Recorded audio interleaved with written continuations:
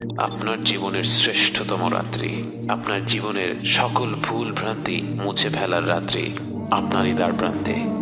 একটি রাত যা হাজার মাসের চেয়েও উত্তম, একটি রাত যা জীবন ভর ইবাদত করার চেয়েও উত্তম। লাইলাতুল কদর এমন একটি রাত যা হাজার মাস অর্থাৎ ৮৩ বছরের চাইতেও উত্তম। কত রকম ভুল ভ্রান্তিতে আমরা ডুবে আছি, অথচ আল্লাহ তাআলা আমাদের কারো জন্য লাইলাতুল কদরের মতো মহিমান্বিত রাত্রির দরজা বন্ধ করে দেননি। রাসূল সাল্লাল্লাহু আলাইহি ওয়াসাল্লাম বলেছেন, লাইলাতুল কদরকে রমাদানের শেষ 10 রাত্রিতে খোঁজো। মনে করুন একটি লটারি হচ্ছে, আপনাকে বলা হলো 1 থেকে 10 নম্বর টিকিটের মধ্যে যে কোনো একটি অবশ্যই জিতবে। আপনি কি তখন কোনো টিকিট বাদ রাখবেন? টিকিটের দাম যতই হোক না কেন, লটারি জেতার পুরস্কার তার থেকে লক্ষ গুণে বেশি। তাই এই বিরাট পুরস্কারের কথা চিন্তা করে আপনি 10টি টিকিটই কিন্তু কিনে ফেলবেন।